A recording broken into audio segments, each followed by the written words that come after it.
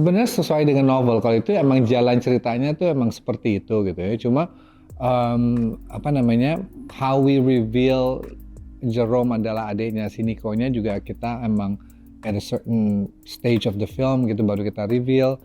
Um, Selain itu yang bikin menarik tentunya antara dynamic antara Jerome sama Nico-nya adalah chemistry mereka berdua sebagai adik kakak juga menarik gitu kan. Jadi it's always fun to look at them, mereka berdua, mereka lagi sarapan bareng atau mereka lagi ngobrol tuh juga enak dilihatnya gitu. Jadi sebenarnya kalau misalnya garis ceritanya kita tentunya ngikutin dari apa yang ada di novel, tapi interpretasi karakternya atau cara dibawainnya tuh benar-benar diskusi antara saya dengan Jerome, saya dengan Nico gitu, lebih gitu.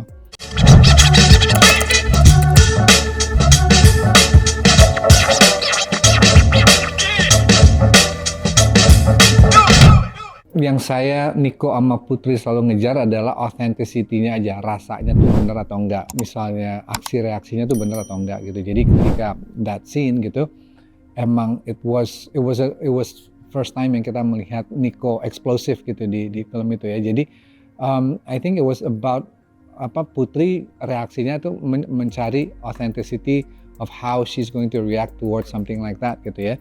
Jadi itu sih yang selalu kita kejar gitu, gimana ya dalam keadaan seperti itu, how would you react gitu. Nah itu benar-benar kita diskusikan gitu dan jadinya apa ya, itu sih emang ini aja sih emang it's just the right way to react, it was just authentic, the scene is just authentic in that way gitu aja sih.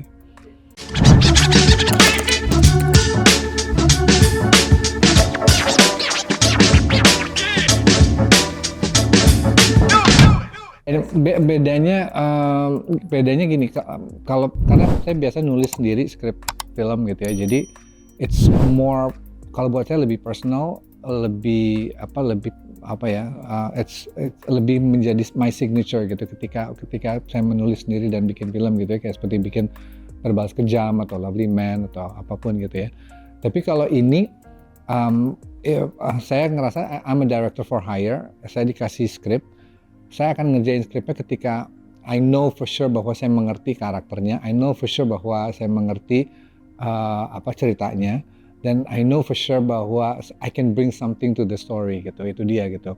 Kalau misalnya saya nggak yakin dalam 3 hal itu, mungkin saya nggak akan ngambil gitu. Tapi ketika saya dikasih skripnya sama Pak Parwes, ketika saya bicara sama Ika gitu, saya baca skripnya tentunya saya jadi paham gitu kira-kira mereka maunya apa sih gitu, atau ceritanya maunya dibawa ke arah mana. Ketika itu saya udah dapetin, saya jadi percaya diri gitu untuk bikin materinya gitu. Kurang lebih seperti itu sih.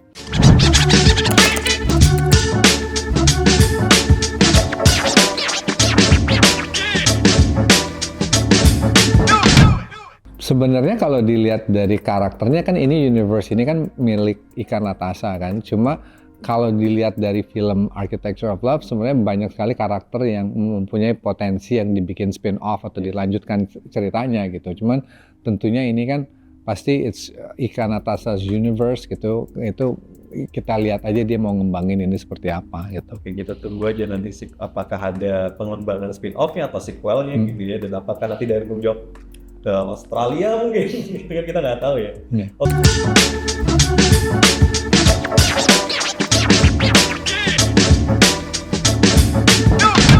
Kalau itu kembali lagi ke pemainnya. Jadi ketika pemainnya udah mengambil karakter ini, mereka udah harus memiliki karakter ini. Dan Nico dan Putri itu benar-benar memiliki karakter ini. Jadi sampai saya atau penonton pun juga kalau nonton, kita udah nggak bisa ngebayangin orang lain mainin River atau Raya gitu. Karena itu dia, it's about them owning the character gitu. Dan mereka mampu melakukan itu gitu. Jadi dan nggak semua orang bisa melakukan itu gitu. Dan kebetulan Nicholas dan Putri itu bisa seperti itu gitu. They own the character. Itu dia. Jadi ketika mau pembaca novel atau yang bukan pembaca novel, mereka akan melihat dua karakter ini adalah dua karakter yang authentic dan genuine gitu. Jadi akhirnya ya kita nyambungnya jadi lebih gampang gitu sama karakter.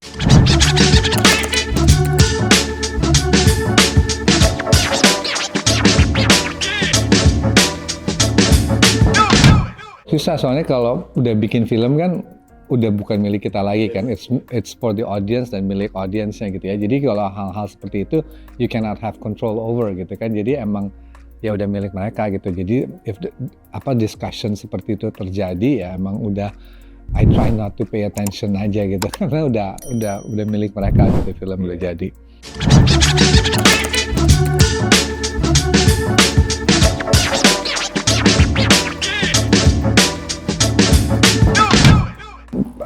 Take away yang kita dapat dari film ini adalah it's a film about falling in love gitu. Rasanya falling in love seperti apa,